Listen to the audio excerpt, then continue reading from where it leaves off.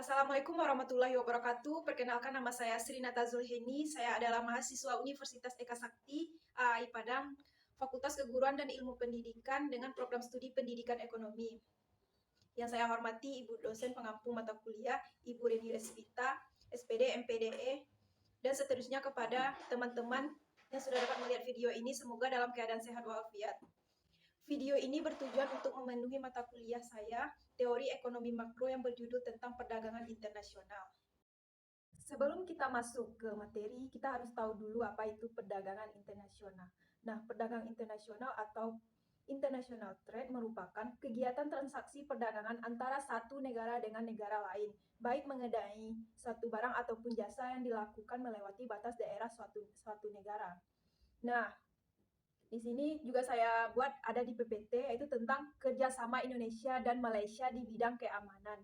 Nah, antara Indonesia dengan Malaysia berupa kerjasama menumpas gerombolan komunis di Malaysia Timur dan latihan militer bersama. Hubungan diplomatik antara Indonesia dan Malaysia dimulai sejak Indonesia menjadi salah satu negara pertama yang mengakui kemerdekaan Indonesia. Nah, itulah salah satu contohnya.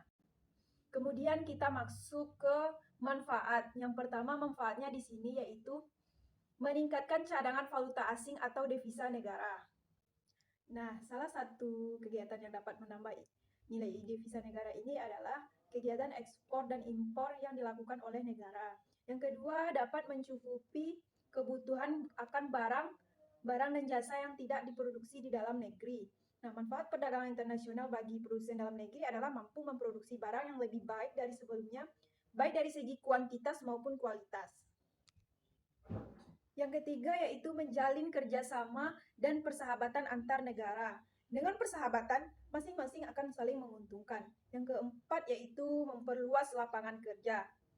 Mengurangi angka pengangguran di suatu wilayah, meningkatkan perekonomian di suatu wilayah, dan meningkatkan kesejahteraan masyarakat. Nah, itulah yang akan membuat kita untuk memperluas lapangan kerja di antara masyarakat. Kelima yaitu mendorong semangat berprestasi dan bersaing. Nah, persaingan ini tentu mendorong negara untuk lebih produktif dan lebih efisien, sehingga bisa lebih unggul dari negeri yang lainnya. Yang keenam yaitu menjaga stabilitas harga. Nah, mengurangi ketidakpastian mengenai tingkat harga di masa yang akan datang. Yang ketujuh yaitu menciptakan efisiensi dan spesialisasi.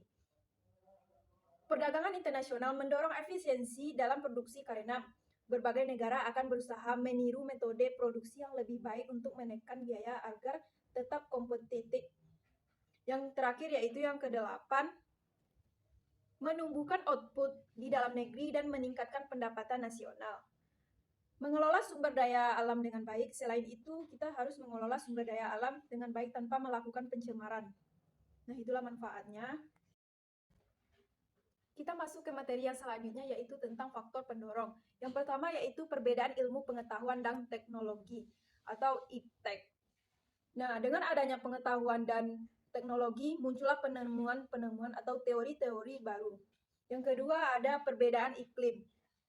Oleh karena itu tidak semua jasa atau produk bisa memproduksi oleh satu negara karena keterbatasan SDA. Inilah yang membuat adanya perdagangan internasional. Yang ketiga yaitu adanya spesifikasi. Yang keempat, tidak semua negara dapat memproduksi sendiri suatu barang. Karena keterbatasan kemampuan suatu negara, baik kekayaan alam maupun yang lainnya, maka tidak semua barang yang dibutuhkan oleh suatu negara mampu untuk diproduksi sendiri. Untuk itulah diperlukan tukar-menukar antara bangsa. Yang kelima, adanya perbedaan selera. Nah, sesuai dengan selera penduduk di berbagai negara dapat meningkatkan kepuasan semua pihak tanpa ada yang merasa dirugikan. Perbedaan sumber daya alam. Nah, karena tiap negara memiliki hasil produksi dengan kemampuan pengelolaan sumber daya alam yang berbeda, ini tentu mendorong terjadinya perdagangan internasional. Selanjutnya yaitu tentang faktor penghambat. Yang pertama adanya kualitas sumber daya yang rendah. Nah, karena jika sumber daya manusia rendah, maka kualitas dari hasil produksi akan rendah pula. Yang kedua, ada kebijakan ekonomi internasional dilakukan oleh pemerintah. Terjadinya konflik domestik di suatu negara. Nah, ketiga, perbedaan mata uang antar negara. Karena nilai mata uang masing-masing negara berbeda, biasanya negara mengekspor hanya mau dibayar dengan menggunakan mata uang negaranya saja. sehingga hal ini menjadi penghambat dalam perdagangan internasional. Yang keempat, tidak stabilnya kurs mata uang asing.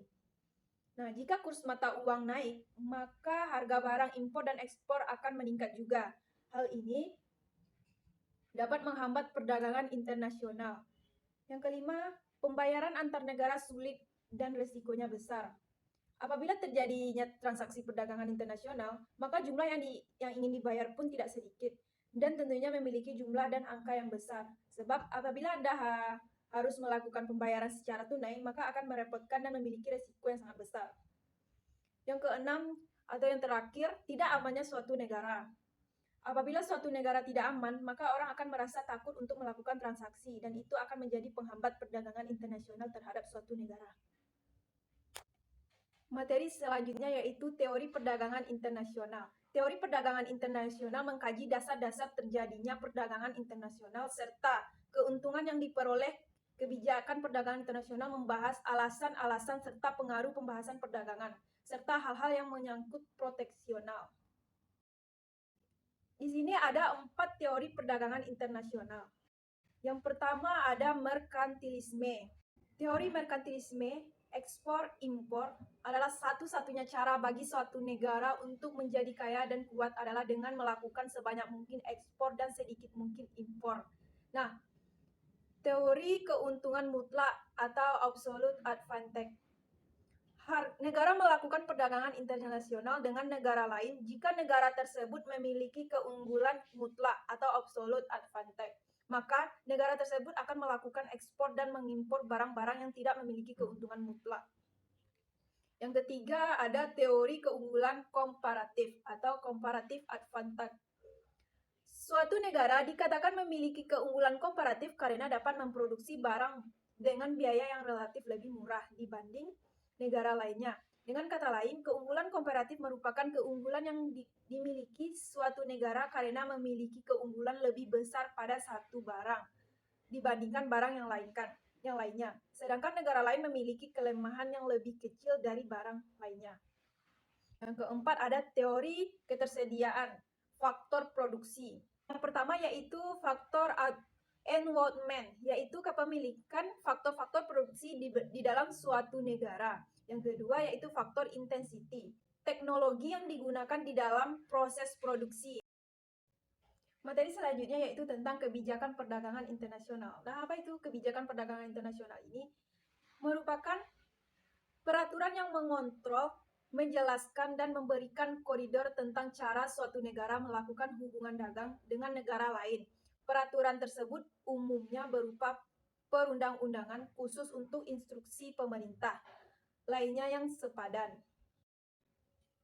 Materi yang selanjutnya yaitu tentang kebijakan perdagangan bebas. Nah, kebijakan perdagangan yang menginginkan kebebasan dalam sehingga tidak ada rintangan yang menghalangi arus produksi dari dan ke luar negeri. Selanjutnya yaitu tentang apa saja contoh kebijakan perdagangan proteksionis. Nah, contohnya seperti kuota, subsidi, premi, lapangan impor, dumping, diskriminasi harga, dan yang terakhir yaitu larangan ekspor. Tujuan dari kebijakan perdagangan internasional yang pertama yaitu mengendalikan ekspor dan impor. Yang kedua yaitu meningkatkan pertumbuhan ekonomi. Yang ketiga menyehatkan neraca pembayaran. Yang keempat yaitu meningkatkan kesempatan kerja. Dan yang terakhir yaitu melindungi industri dari sektor-sektor lain di dalam negeri. Nah, dapat kita simpulkan bahwa perdagangan internasional ini merupakan kegiatan transaksi perdagangan antara satu negara dengan negara yang lain. Adapun faktor pendorong maupun faktor penghambat terjadinya kegiatan transaksi perdagangan internasional. Nah, adapun berbagai faktor serta penjelasan mengenai perdagangan internasional ini sudah saya bahas di PPT ini dan sudah saya bahas tadi. Semoga kalian bisa dapat memahaminya. Sekian presentasi dari saya. Kalau ada kata yang salah mohon dimaafkan karena kita hanyalah manusia biasa yang tidak terlepas dari kesalahan. Sekian dari saya. Wassalamualaikum warahmatullahi wabarakatuh.